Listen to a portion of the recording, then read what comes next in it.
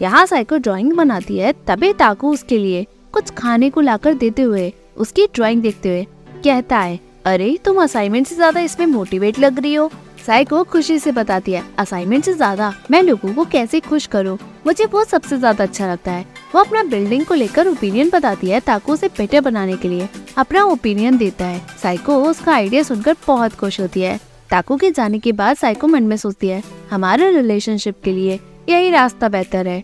बाद में साइको सभी को रेनोवेशन की डिटेल्स देती है। सभी यहाँ रेनोवेट करने के लिए तैयार है। सभी एक दूसरे की हेल्प करते हैं। यहाँ ताकू अपना प्रोजेक्ट करता है, बट वो लैपटॉप बंद करके भागता है। बाद में ताकू भी रेनोवेशन की हेल्प के लिए पहुँचता है। ताकू और साइको एक साथ काम करते हैं। मिनेगावा ये सब नोटिस करके खूब हंसता है। बाद में साइको बाउल उतारती है। ताकू उसकी हेल्प करते कहता है, मसल्स में दर्द हो रहा है क्या?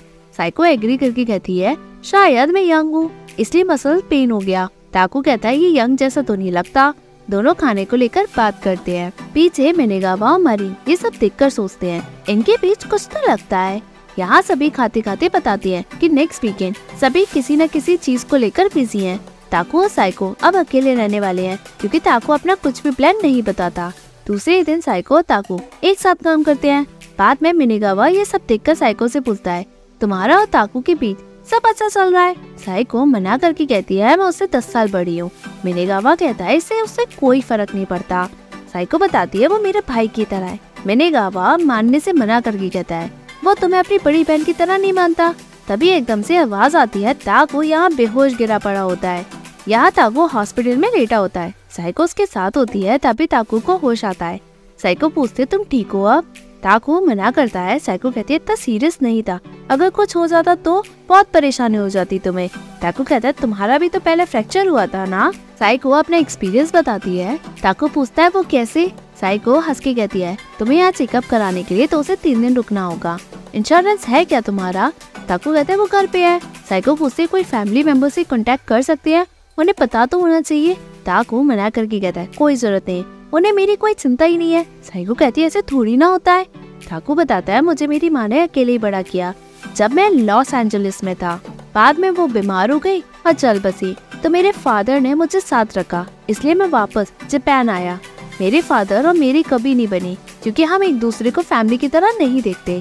पर थैंक यू कि तुम्हें मेरी चिंता है। साइको मन में कहती है। ताकू की दुखी वाली स्माइल को देखकर मुझे लग रहा है कि वो बहुत अडोरेबल है। मैं उसके साथ जिंदगी भर ऐसे ही रहना चाहती हूँ, बट अगर मैं ऐसे ही रहने लगी उसके साथ तो मेरी फीलिंग्स और भी बढ़ जाएगी, इसलिए मैं उसके साथ और नहीं रह सकती अब।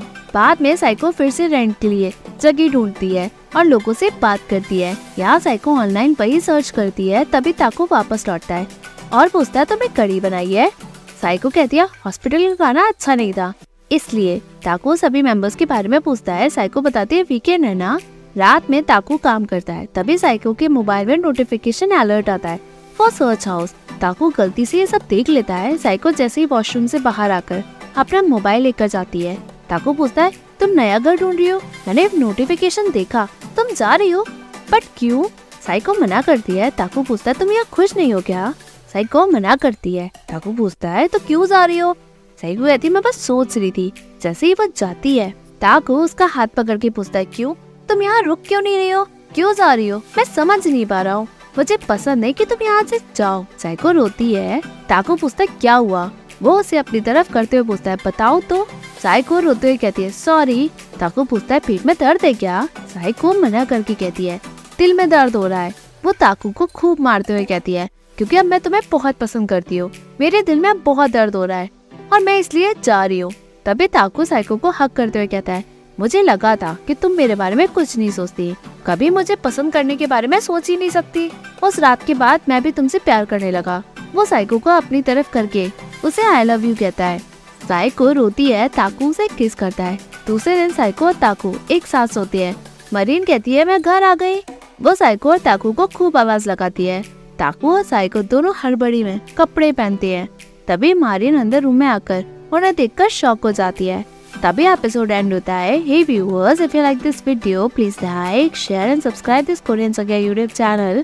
And don't forget to follow me on Facebook page Korean Saga as well as Instagram account Korean.Saga. Thank you.